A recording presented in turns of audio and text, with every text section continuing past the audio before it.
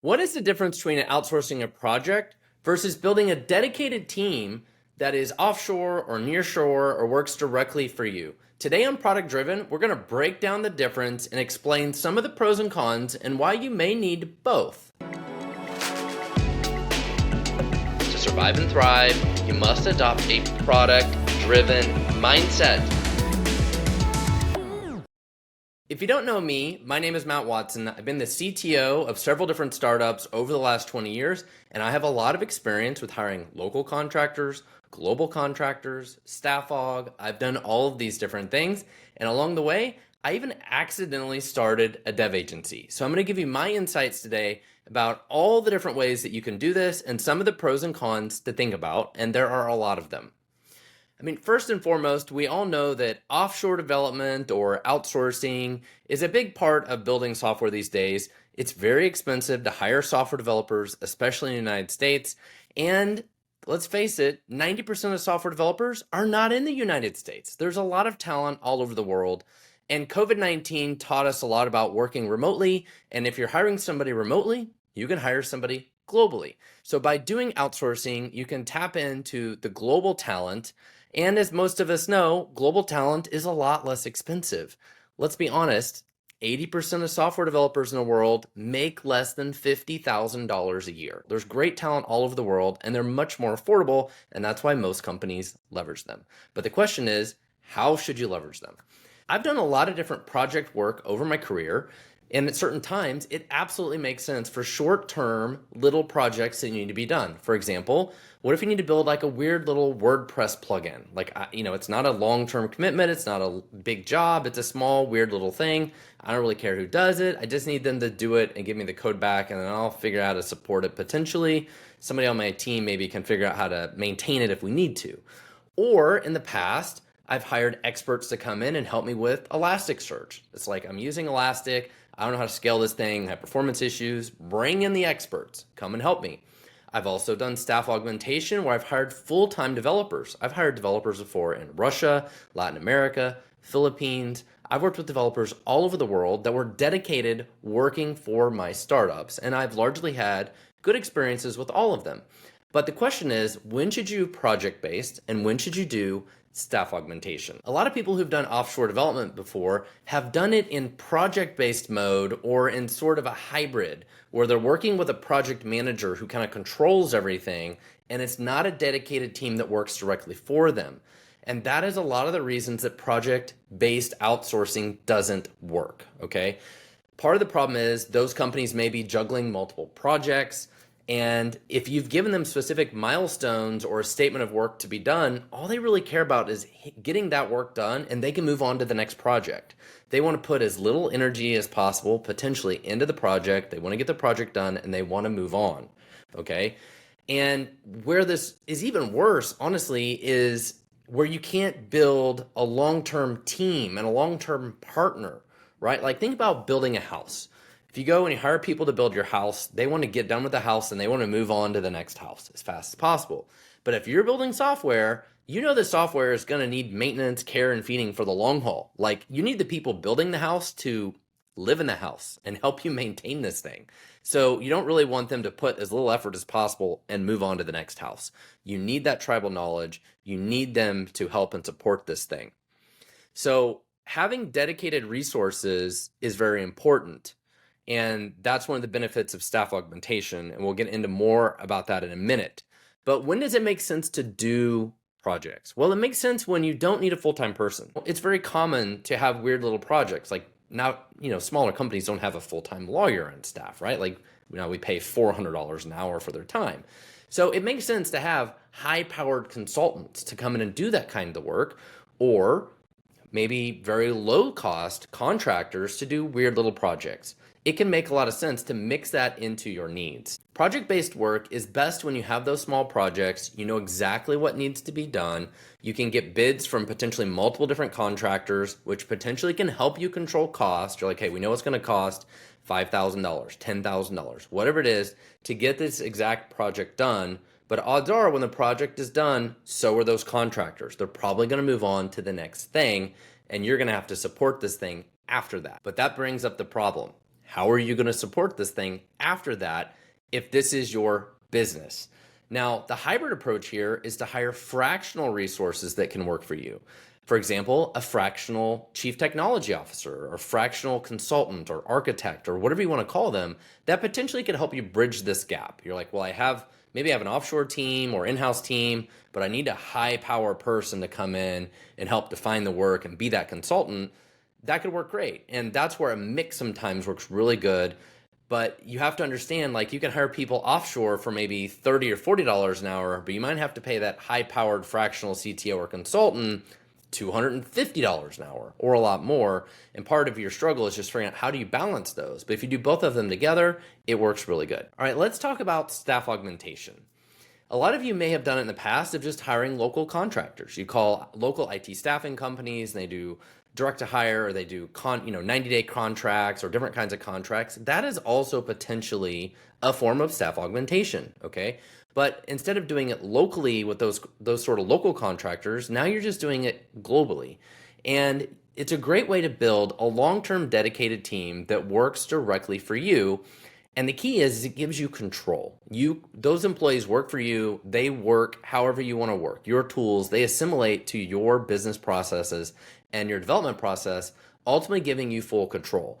Instead, when you're doing project work, you're kind of throwing that work over to them. They're doing all the work and you're getting the results back. Where in staff augmentation, you're in control. So something else that's weird to think about is actually developers that are project-based could be potentially a lot better or a lot worse than the ones that do staff augmentation. Let me explain. I mentioned earlier you could go hire those really expensive consultants that come in. They might charge $200 something an hour, and they're really, really good. But when you're doing offshore, and especially if you're dealing with somebody that's doing projects, the developers that are doing the work can be of lower quality and nobody would know because you don't talk to them. So for example, they might not be very good developers. Maybe they don't even speak English and you have to micromanage them. And there are a lot of junior people that are just not very good developers. However, the project manager that runs the project is somehow able to get the work done. You get your WordPress plugin or whatever it is, and you don't really care. You don't really care who did the work. But that's not the same with staff augmentation. When you're doing staff augmentation, the developer themselves is the product. They're working directly for you. If you worked with these people for a week, you'd be like, man, their communication skills are terrible. They don't ask the right questions. They just don't know what they're doing. I don't like working with these people. They might have worked fine in the other mode of these projects because they're hiding behind the project manager. But when you're doing staff augmentation, overall, the developers are going to have to be better developers. They're going to have better communication skills. And that's one of the things we deeply understand at Full Scale because that's what we do. So when we hire people, we're hiring people that have great communication skills, that are great team players and great at collaboration. Project-based developers don't necessarily have to be quite as good. The key to staff augmentation is you're doing it for a long-term dedicated team. You want people to feel like they're part of your team. One of the things I've heard many times from talking to our customers and other people is they get frustrated. Like, oh, we have these developers, they're in some other country, that's fine, but they just don't feel like they're part of our team. Like, we want somebody that's going to go to battle with us, that's part of our team. Let's go build this thing. Let's go win together. And when you do staff augmentation, you're going to get more of that because you're working together every single day and it feels more like a team. But when you're doing project-based stuff, it just never feels that way because they're just a lot more distant. And so that's one of the real advantages of staff augmentation. It feels like you're all working together and you get that tribal knowledge going. And these contractors will work for you for a very long time. They're not necessarily short-term employment. At Full Scale, we have teams that have been together for over 5 years. Our employee retention year over year is over 90%. So if you work with a dev agency like us, you can potentially have a dedicated team that's going to be with you for a long time. You're not necessarily going to have a lot of turnover if you find the right partner that has good retention. All right, let's talk about some of the challenges with staff augmentation. It has its own cons. One of those is if you're hiring the talent, okay, the dev agency gives you 4 different developers. How are you going to manage them? What are they going to do? Do you know how to manage these people? Because if you went to Full Scale and you ask us, hey, we need 4 developers, we're like, hey, here's 4 developers. They're going to show up and you work for you tomorrow. It's all up to you now. How are you going to manage them? Well, it works a lot better, honestly, if you have a CTO or a dev leader in-house. That's where we see the best success. Although it is possible for a dev agency like us to provide that level of management, maybe provide a fractional CTO or provide a type of product owner that embeds themselves in the team and they can work with you and run the team on a day-to-day basis, which is actually what I did with one of my previous startups. I was the core product owner, and I would meet with one of our product owners from Fullscale, and he would be kind of my proxy product owner. And the key name for this today, I think they call it product operations. That's like the cool thing to call it. But it's the person that runs like requirements, goes to all the stand-ups, does the release planning, basically helps run the team. That person is really, really critical. And when any kind of software development usually fails when you don't have this person. And if your company doesn't in-house have any software developers and you're just hiring 3 or 4 contractors or something, if you don't have this piece, odds are your project's not going to go very. So if you want to be successful with staff augmentation, I highly recommend having a fractional CTO, some kind of in-house development leader of some form that knows how to break down the work, define the work, and then can delegate it out to the team. Now let's talk about some of the benefits of working with an agency like Fullscale. Now, could you go to Upwork and find random developers around the world? Yes, and there are a lot of different marketplaces to find these people.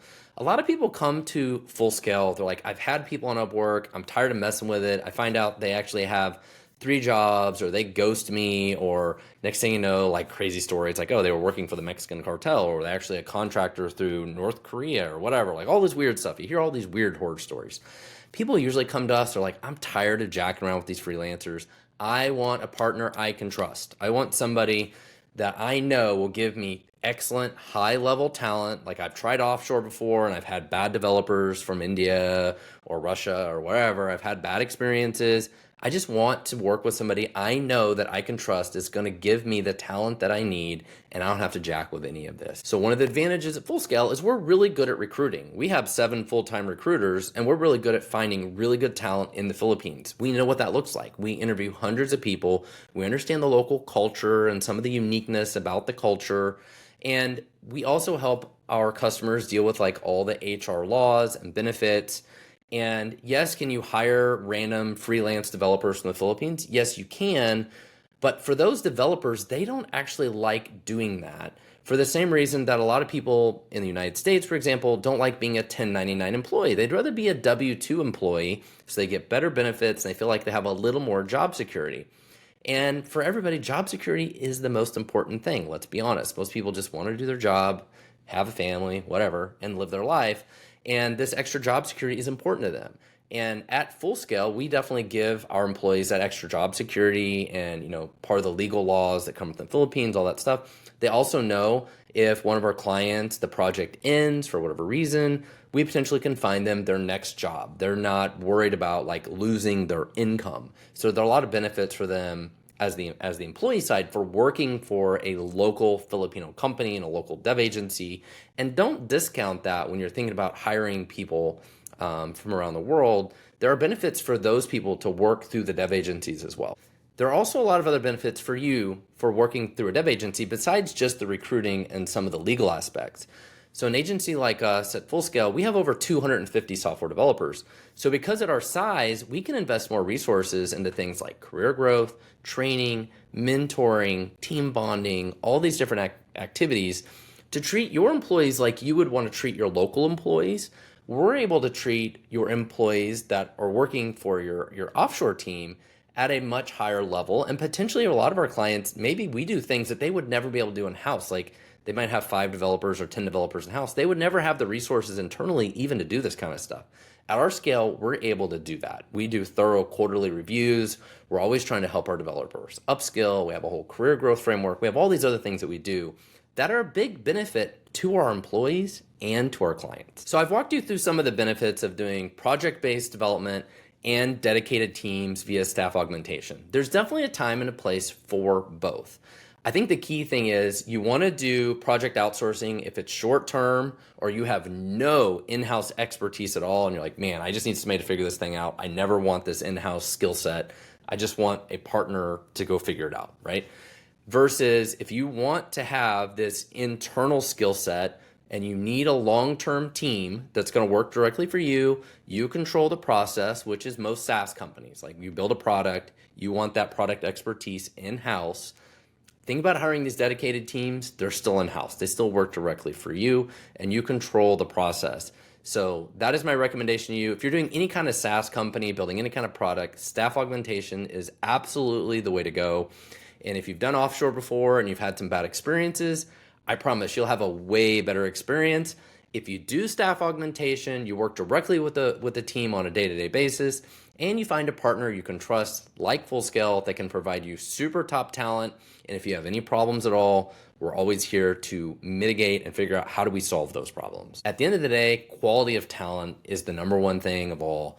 And if you want to find the really, really top talent, that's where you can go to dev agencies that potentially have had some of these employees for years and have some really, really rock star developers and can make them available to you at a very affordable rate. Again, staff augmentation is the way to go. I hope this was helpful for you today. I first started doing staff augmentation myself about 10 years ago. I started Fullscale actually because I needed to hire developers, and I hired about 10 developers in the Philippines, and this sort of became an accidental business, honestly. And then I sold that company, I started another company, sold that company, and then just decided, you know what? What we do at Fullscale is great, and I love helping other technology leaders build the amazing teams that I was able to get access to. So if you're looking for a partner you can trust, help you build an offshore team, definitely give us a call and check us out at fullscale.io. You can look me up on LinkedIn. Always happy to consult and give you some advice. Thank you for checking out this episode of Product Driven.